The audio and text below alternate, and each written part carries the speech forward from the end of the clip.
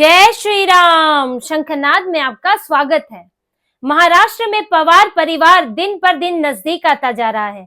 जहां चुनाव के नतीजों के बाद सवाल उठाए गए थे, आरोप लगाए गए थे, अविश्वास जताया गया था, वहीं अब चुनाव को बीते एक महीना हुआ है कि अब भरोसा जताया जा रहा है, समर्थन दिया जा रहा है।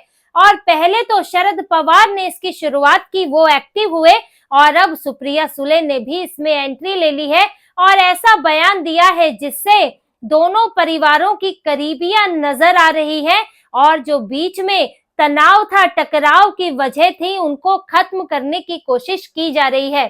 सुप्रिया सुले ने जो सबसे बड़ा मुद्दा इस वक्त अघाड़ी की पार्टी उठा रही है, ईवीएम का मुद्दा, जो अघाड़ी का क्योंकि उनके पास अपनी हार को जस्टिफाई करने के लिए एक ही सहारा है कि ईवीएम पर सवाल उठाओ, उसी ईवीएम के मुद्दे को सुप्रिया सुले ने साइड कर दिया है।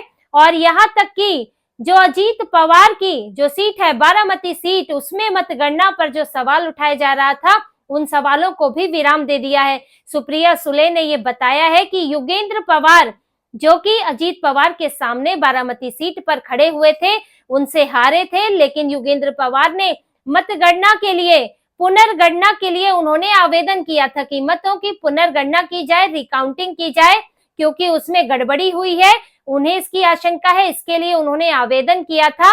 लेकिन अब वो आवेदन वापस ले लिया है और ये आवेदन सुप्रिया सुले के कहने पर वापस लिया है योगेंद्र पवार ने, जो अभी कुछ ही दिनों पहले अपने चाचा के विरोध में लड़ रहे थे, जो खुद उस सीट पर विधायक बनना चाहते थे, वो योगेंद्र पवार ने अब अपना आवेदन वापस ले लिया है। और सुप्रिया सुले ने ये बयान दिया है, उन्होंने 26 दिसंबर को मीडिया के सामने बयान दिया और बहुत बड़ी बात कही। उन्होंने कहा कि जब तक ईवीएम में गड़बड़ी को लेकर कोई तकनीकी सबूत नहीं है, कोई ठोस सबूत नहीं है, तब तक उस पर सवाल उठाने का कोई मतलब नहीं बनता, उस पर शक करने का मतलब नहीं बनता। मैं खुद इसी ईवीएम से 4 बार सांसद चुनी गई हूं, तो मैं कैसे इस पर सवाल उठाऊं। अब सुप्रिया सुले ने ये बयान ऐसे समय में दिया है जब अघाड़ी के कांग्रेस और उद्धव ठाकरे रोज ईवीएम पर सवाल उठाते हैं, रोज ईवीएम में गड़बड़ी की बात करते हैं, और कांग्रेस तो हर चुनाव के बाद ये कहती है, क्योंकि अपनी हार को जस्टिफाई करने के लिए कांग्रेस के पास कुछ नहीं है। लेकिन सुप्रिया सुले ने सबके सामने, मीडिया के सामने इस बात को खारिज कर दिया और उन्होंने ये भी बताया कि योगेंद्र पवार ने आवेदन दायर किया था पुनर्गणना के लिए, लेकिन मैंने ही खुद उनसे कहा कि इसका जब तक कोई ठोस सबूत नहीं है तो इस तरह के आवेदन का कोई मतलब नहीं बनता, इसलिए इस आवेदन को वापस लेना चाहिए। और योगेंद्र पवार ने वो आवेदन वापस ले लिया। उन्होंने ये तक बात कही कि इस पर सवाल उठ रहे हैं, थोड़ा बीच का रास्ता भी अपनाया उन्होंने, क्योंकि शरद पवार, अब देखिए सुप्रिया सुले का दिमाग नहीं है, शरद पवार का दिमाग है। शरद पवार कहीं से भी दरवाजे बंद नहीं करना चाहते, वो कुछ नए दरवाजे खोल रहे हैं, लेकिन पुराने दरवाजों को भी, उनके लिए भी रास्ता छोड़ना चाहते हैं। तो कुछ बीच की बात भी उन्होंने कह दी, बहुत संभलते हुए, कि हाँ कई सवाल उठ रहे हैं ईवीएम को लेकर, लेकिन तकनीकी समस्या हो सकती है, वोटर लिस्ट की गड़बड़ी हो सकती है, इस पर चर्चा होनी चाहिए, इनका समाधान होना चाहिए, सारी चीजें पारदर्शिता से होनी चाहिए, चाहे बैलेट हो या फिर चाहे ईवीएम से चुनाव हो, पारदर्शिता होनी चाहिए। थोड़ा बीच का रास्ता अपनाते हुए उन्होंने एक ही बयान दे दिया, लेकिन उन्होंने वोटर लिस्ट की गड़बड़ी की बात की। वोटर लिस्ट में गड़बड़ी जानबूझकर नहीं, कुछ ऐसे भी हो जाती है, वो कुछ क्लरिकल मिस्टेक भी हो सकती है, तकनीकी समस्या कही, जो कि चुनाव आयोग की उसमें भूमिका नहीं होती है कि कोई जानबूझ के गड़बड़ी नहीं कर रहा है, जो कि कांग्रेस कहती है। उन्होंने इशारा किया ऐसी गड़बड़ियों पर जो अनजाने में हो सकते हैं, तो यानी कि एक तरह से क्लीन चिट दे दी कि कुछ भी जानबूझ के नहीं हो रहा है। तो सुप्रिया सुले का ये बयान इस वक्त एक और कदम दिखाता है पवार, अजीत पवार की तरफ और पवार परिवार के विलय की तरफ, दोनों पार्टियों के विलय की तरफ। क्योंकि देखिए पूरी भूमिका तैयार हो रही है, कोई भी चीज ऐसे नहीं हो जाती है कि क्योंकि पार्टियां अलग हुई हैं, अजीत पवार अलग हुए और शरद पवार जो हैं वो बार बार ये कहते रहे हैं कि मुझे धोखा दिया, अलग हुआ, गद्दारी की बात करते रहे हैं, तो तुरंत जो है एकदम विलय नहीं हो जाएगा, उसके लिए भूमिका तैयार हो रही है। और देखिए इस भूमिका हुई कैसे है, इसमें 4 तारीखें मायने रखती हैं। पहली जो तारीख है 1 दिसंबर के आसपास योगेंद्र पवार जो हैं वो आवेदन करते हैं पुनर्गणना के लिए।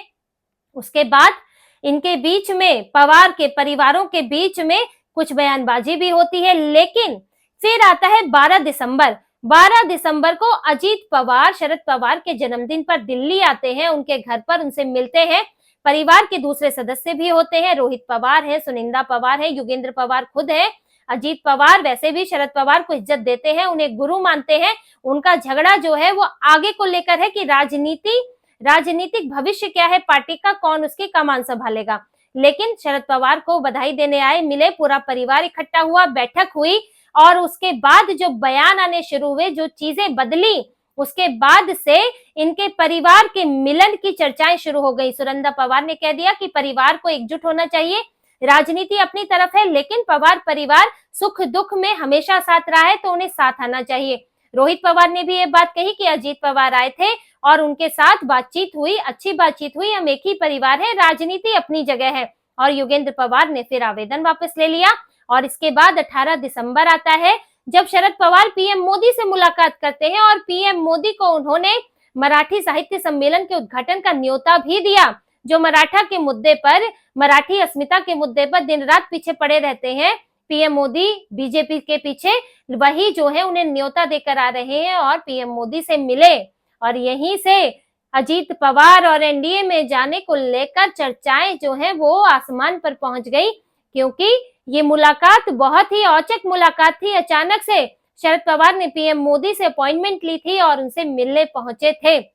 देखिए, शरद पवार जो है वो अजीत पवार वो एनडीए का हिस्सा बनना चाहते हैं। यहाँ दो चीजें हैं कि एनडीए का हिस्सा बनना और विलय करना, यहाँ दोनों चीजों पर अलग अलग तरह से बातचीत चल रही है। देखिए, एनडीए का हिस्सा वो इसलिए बनना चाहते हैं क्योंकि सुप्रिया सुले को लेकर अब वो कमान तो उन्हें सौंप नहीं सकते एनसीपी की, उनकी एनसीपी तो लगभग खत्म है, अब एनसीपी अजीत पवार के पास है, तो सुप्रिया सुले का क्या होगा, इसलिए वो सुप्रिया सुले को केंद्र में एडजस्ट करना चाहते हैं एनडीए का हिस्सा बनकर, क्योंकि एनडीए के साथ आकर सुप्रिया सुले का भविष्य जो है वो सुरक्षित हो सकता है, वो मंत्री पद मिल सकता है, से सांसद बनकर विपक्ष में नहीं रह जाएंगी। अभी उन्हें कांग्रेस से ज्यादा, शरद पवार को कांग्रेस से ज्यादा बीजेपी में उनके सरकार में आने के चांस ज्यादा लग रहे हैं। फिर दूसरी बात, उनके हाथ में अपनी पार्टी भी नहीं है कि वो विपक्ष में रह के संघर्ष करते रहे और सत्ता में आने की कोशिश करते रहे।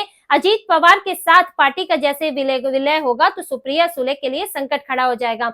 और देखिए, पूरा पवार परिवार, जो दूसरा पक्ष है कि पवार परिवार अजीत पवार के साथ जाना चाहता है, क्योंकि पहले जो शरद पवार के साथ खड़े नजर आ रहे थे और अजीत पवार के खिलाफ बयान दे रहे थे, शरद पवार रोहित पवार को राजनीतिक वारिस तक घोषित करने के लिए इस तरह के बयान दे रहे थे कि अपनी, उनका जो संघर्ष रहा है उससे तुलना करके, और उन्हें मुख्यमंत्री तक बताने की कोशिश कर रहे थे। वो महाराष्ट्र का जब चुनाव थे योगेंद्र पवार के समय पर, तो उन्होंने अपने संन्यास की घोषणा करके उन्हें जिताने की कोशिश की थी। तो शरद पवार और उनका जो परिवार है, उनके भतीजे हैं और उनके पोते हैं, वो सब जब अजीत पवार के खिलाफ नजर आ रहे थे, लेकिन नतीजों के बाद वो एकदम उनकी तरफ नजर आ रहे हैं, क्योंकि उन्हें भी लग रहा है कि अब शरद पवार का भविष्य नहीं है, अब अजीत पवार के साथ ही पार्टी का भविष्य है। तो पवार परिवार का शरद पवार पर जबरदस्त दबाव है कि वो अब विलय कर ले, वरना अगर विलय नहीं होता है तो फिर परिवार के लोग ही छोड़कर जाने लगेंगे। और सिर्फ परिवार के लोग ही नहीं होंगे, बल्कि उनके 8 सांसद, मसला 8 सांसदों का भी है, क्योंकि बीजेपी के नेता बोल चुके हैं कि शरद पवार के सांसदों ने भाजपा से संपर्क किया है, क्योंकि कोई भी अब ऐसी पार्टी में, टूटी फूटी लगभग खत्म होने वाली पार्टी में क्यों रहेगा। अगर वो अजीत पवार के साथ नहीं जाते हैं तो उनके सांसद ही उनका साथ छोड़ देंगे और वो एनडीए का हिस्सा बन जाएंगे, क्योंकि वहां रहकर उनको वो सत्ता का हिस्सा भी रहेंगे और उनके लिए आगे भविष्य भी सुरक्षित रहेगा। और इसीलिए ये दोनों बातों की चर्चा हो रही है कि अजीत पवार के साथ पार्टी का विलय करके वो स्वतः ही महायुति का और एनडीए का हिस्सा बन जाएंगे, ये भी एक तरीका है। लेकिन इसके साथ ही वो अपनी बेटी का भविष्य भी सुरक्षित चाहते हैं, इसलिए अलग से पीएम मोदी से मुलाकात करके उन्होंने इस पर भी चर्चा की।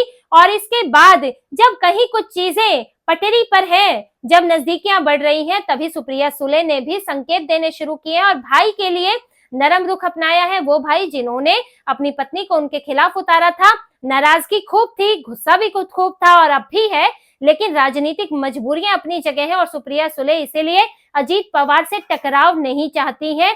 और ये आने वाले संकेत हैं कि अब पवार परिवार और एनसीपी जो है उनका विलय हो सकता है और शरद पवार खुद एनडीए का हिस्सा बन सकते हैं, वो संन्यास ले सकते हैं, क्योंकि अब जो है वो एनडीए का हिस्सा बने, उनकी छवि पर कोई आंच आए इससे पहले संन्यास ले सकते हैं या फिर संरक्षक की भूमिका अपना सकते हैं और अजीत पवार के हाथों पार्टी सौंप सकते हैं और सुप्रिया सुले को केंद्र में सुरक्षित रख सकते हैं। ये सब चीजें आगे कोई बड़ा डेवलपमेंट होने वाला है। हो सकता है कि बीएमसी चुनाव के बाद ऐसा कुछ हो, क्योंकि बीएमसी चुनाव तक सभी एक बार फिर से किस्मत आजमाना चाहते हैं। हालांकि बीएमसी में एनसीपी के लिए वैसे भी बहुत कम मौका रहा है, उससे शरद पवार को उम्मीद नहीं है, तो शरद पवार अभी कैलकुलेशंस कर रहे हैं और ये सारी जब उनकी गणनाएं हो जाएंगी, अब जब रास्ता तो कोई नहीं बचा है, लेकिन फिर भी एक बार अंतिम सोच विचार कर रहे होंगे, सारे गोटियां जो है उनकी ठीक बैठे तो उसके बाद वो अजीत पवार की तरफ कदम उठाएं। लेकिन आने वाले वक्त में एनसीपी में ये बड़ा बदलाव हो सकता है।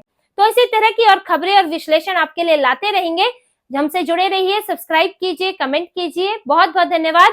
जय श्री राम।